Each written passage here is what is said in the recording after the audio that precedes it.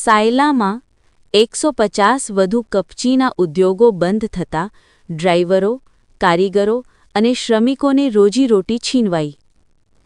સુરેન્દ્રનગરમાં 150 crusher plant બંધ, 3000 ટ્રકો થંભી, હજારોની રોજગારી છીનવાઈ. સૂત્રોચ્ચાર સાથે મામલતદારને આવેદનપત્ર આપવામાં આવ્યું.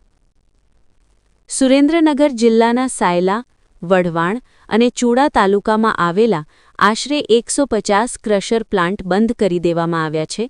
બ્લેક ટ્રેપ ક્વોરી બંધ થવાના કારણે આ પ્લાન્ટ્સ પર નિર્ભર 3000 જેટલા ટ્રકો પણ થંભી ગયા છે, જેના પરિણામે હજારો લોકોને રોજગારી છીનવાઈ ગઈ છે. આ અંગે ટ્રાન્સપોર્ટ સંચાલકો, ડ્રાઈવરો અને રોજમદારો શ્રમિકો દ્વારા બેનરો અને સૂત્રોચ્ચાર સાથે મામલતદારને લેખિત આવેદનપત્ર સુપ્રત કરવામાં આવ્યું હતું. આ પ્લાન્ટ બંધના કારણે ટ્રાન્સપોર્ટ ઉદ્યોગ અને તેના પર નિર્ભર દૈનિક વેતન મેળવતા કામદારો મુશ્કેલીમાં મુકાયા છે. હાલ તેમની પાસે કોઈ કામધંધો ન હોવાથી તેમના પરિવારોનું ભરણપોષણ કરવું મુશ્કેલ બન્યું છે. સાયલા પંથક વિસ્તાર આર્થિક રીતે પછાત ગણાય છે. અહીંની ખેતીવાડી સૂકી ખેતી પર આધારિત છે અને નર્મદા કમાન્ડ એરિયાનો લાભ પણ મળતો નથી, જેના કારણે રોજગારીની અન્ય તકો મર્યાદિત છે.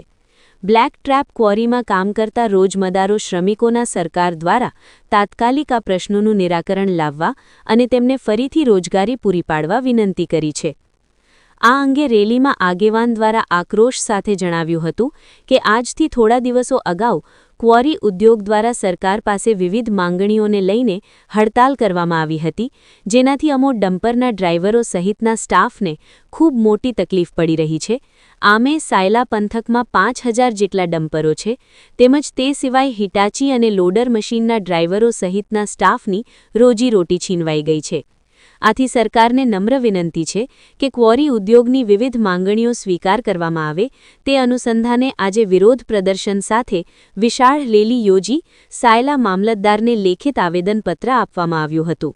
બ્યુરો રિપોર્ટ, સમય 24 ન્યૂઝ, સાયલા. ડમ્પરનું ડ્રાઇવિંગ કરું છું અને આજ રોજથી 13 દિવસ પહેલાં હડતાલ થયેલી.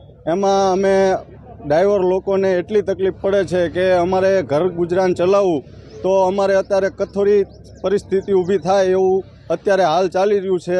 અમારે ડ્રાઈવરોને બીજું તો કંઈ નહીં, પણ કહેવાનો એટલો જ સરકારશ્રીને અમારો ધ્યેય છે કે આ જે કંઈ માંગણી છે ક્વોરી ઉદ્યોગોની, એ દરમિયાન આ જે કોઈ પ્રશ્નો ઊભા થયા છે એના માટે અમે નમ્ર વિનંતી ડ્રાઈવરો તરફથી કરી છે કે અમને આનો કોઈ નિર્ણય આવે અને અમારી રોજીરોટી ચાલુ થાય.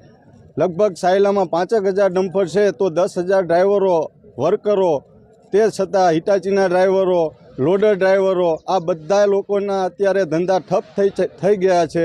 તો આજ એ આયોજન એવું કર્યું છે કે બધાને અમે અહીંયા મિટિંગ બોલાવી છે, ડ્રાઈવરોની પછી વર્કરોની બધાની મિટિંગ બોલાવી છે કે આનો કોઈ નિર્ણય આવે. આ અમે ઉપર સરકારને કહેવા માંગી છીએ આ દરમિયાન કે અમારો કોઈ નિર્ણય લાવે, અમારા રોજીરોટી ચાલુ થાય એ માટે